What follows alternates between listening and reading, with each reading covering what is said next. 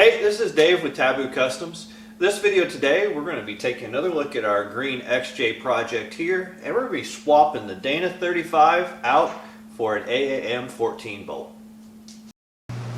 So obviously swapping from the Dana 35 to an AAM 14 bolt, which is a 1-ton rear axle, is a huge strength increase for us. So we're doing this because we're doing a 1-ton swap in the front as well. So the rear is going to be the AAM 14 bolt.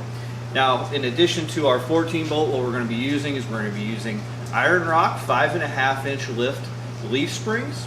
We're going to be using some Taboo Customs products, obviously. We're going to have our shackle relocation kit, and then we will have, for mounting the leaf springs to the axle, we'll have our leaf spring perches and then our leaf spring plates as well. All of those are available on our website, taboocustoms.com. In addition to that, we developed a shock mount for this rear axle, and then we pretty much will go through, and you'll see in this video here, we won't talk a whole lot in it, but we will kind of just show you the removal, the installation, and talk about a few points at the end. Alright, so we've got the Jeep disassembled for the rear end, and now we're going to work on some prep on this rear end. It's pretty well already set up, with the locker and the gear, so the good thing is we don't have to spend the time on that. However, we will have to move our spring pads. These spring pads are a good 3 inches off overall on the width. We're also going to remove the shock mounts from down here because later on, hopefully we can reuse those, I think, but they're going to have to be inside of the spring perches here. So we're going to take our plasma cutter and cut these spring perches off, cut our shock mounts off. The biggest thing, if you're doing this with a plasma cutter, and we could do it with a hard wheel too, the plasma cutter would be a little bit easier for us. Just make sure that you are cutting into the pad and not into the tube so much. We want to cut the pad off, and then we'll grind those welds down because you don't want to, pop a hole in the tube. That would be pretty bad. But anyway, we'll do that, and then we'll work on cleaning it up, maybe cleaning up a few little welds. And then once we get our springs, hopefully we can start getting installed. Alright, so you can see that we had one that came off pretty well, but the other side, where the tube came to meet that that mount there, it just didn't want to come off. So we ended up destroying that mount over there, which is fine, because we'll probably just go ahead and make a couple of new mounts, not worry about it, because we'd have to do quite a bit of cleanup on these to reuse them. So we'll go ahead and just make a couple of new mounts. In the meantime, we'll go ahead and get this all cleaned up and start to get it under the Jeep.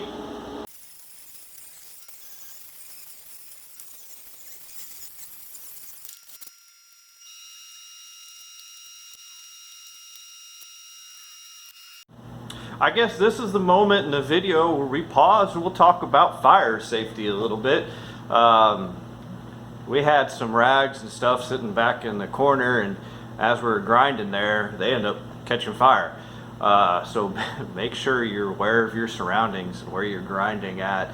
Luckily, slightly paranoid about fire, so since we do so much welding, cutting, grinding, and whatnot, we've got fire extinguishers on all 4 corners of the shop here and the walls and everything. So we grabbed one of those and put it out. A little bit of damage to some hoses and stuff back there, but luckily we caught it. Yeah, so don't catch stuff on fire. Okay, so we can see that we've gotten our rear axle out of our Project Cherokee here, and it almost came out flawlessly, but unfortunately I hit one of the pretty standard Cherokee issues, and that comes in the shackle area of the rear suspension. And you can see here what tends to happen is the bolt here can break off inside the frame, and we've had that happen on a couple of Jeeps. Now we're actually going to go ahead and try to extract this bolt by welding a washer over it and a nut. We're actually going to do that in a separate video kind of dedicated to removing broken bolts. So if you want to see that, you can switch over to that video on our channel. But anyway, be prepared for things like this. Now, another option if you run into this that you can do, that I've done in the past, is I've actually cut out this whole area here and formed a piece that I welded a nut to the back of it, and the bottom of it was actually open, so that we basically replace this little bulge here that has the nut inside of it with a new piece with a new nut. So we'll take a look and I'll show you guys how that turned out here in just a moment. Alright, so we've got the rear stripped out. Things to watch out for with the rear end is mainly going to be the suspension bolts, especially this rear shackle bolt, the top one, the one that goes into the unibody. Those don't often get removed. Even if you're doing a lift, a lot of times you're just removing the bottom shackle bolt. So those can be a real pain, because like we had in this one, the passenger side bolt broke off. So we ended up having to cut the rest of the bolt off by going in with a Sawzall right next to the bushing, cutting it off. That was a pain. Then we also had to go in and weld a nut and washer to the rest of the bolt that was flush with the frame, so that we could extract the rest of the bolt, and that took quite a while. So we didn't really cover that in this video. However, we did shoot a separate video just covering how to extract that bolt, because it is they can be a major pain, and we use a process of welding a washer and a nut to it that has worked pretty successfully for us over the years. So we did cover that in a separate video. If you're interested in that, just check out our channel. So now we're going to get ready to start installing our springs and our axles. So for springs, we're using Iron Rock 5.5-inch lift springs, and the reason for that is that this owner of this Jeep wants to run 37s, so we're going to need quite a bit of lift to actually clear those 37s, because you really only got two options. Is you're going to have to do a lot of cutting, or you're going to have to go with a lot of lift. So we went with a pretty good sized lift. The customer is still going to have to do a fair bit of cutting on this to make sure he doesn't rub, but with 5.5-inch lift springs, we should be pretty good. He shouldn't have to cut to the extreme extents to make sure he has clearance for his tires. For this also, the Iron Rock springs are longer than stock, so they tell you that you have to run either a relocation kit or something else for your rear shackle to really use those springs, which we were planning on doing a relocation kit anyway for the shackle. And so once we get the springs in, that's what we're going to work on next.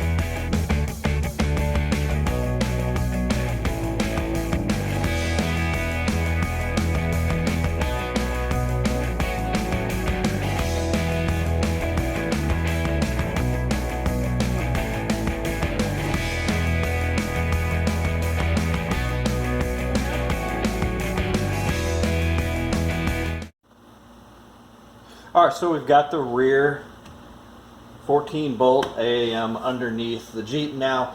We haven't welded it up yet. And the reason for that is we need to make sure we set the correct pinion angle. We also need to make sure that we get these perches in the correct place across the Jeep, because you want to have this axle centered in the Jeep. Right now we've got it pretty close. We haven't double checked. And what we did is we basically went in here and we made marks about 8 inches, 7 and then 8 inches off of the backing plate here for the caliper over on the axle tube, and so we were using those to make sure that we get the axle centered under the Jeep. But first we want to make sure we get the pinion angle set. To do that, we're going to want to install the transfer case and get our cross member built. So that's a big next step, because we've also got to work on the front suspension with that. So it might be a while before we actually finish it up, but in the end we'll end up kind of having to come back and touch this rear end before we button everything in the Jeep up. Okay, so with the rear axle into the Jeep now, we worked on getting the rear axle centered and then rotated to the correct angle. Now to center the axle, what we did is we used a plumb bob off the side of the Jeep to make sure that our axle was centered underneath the Jeep.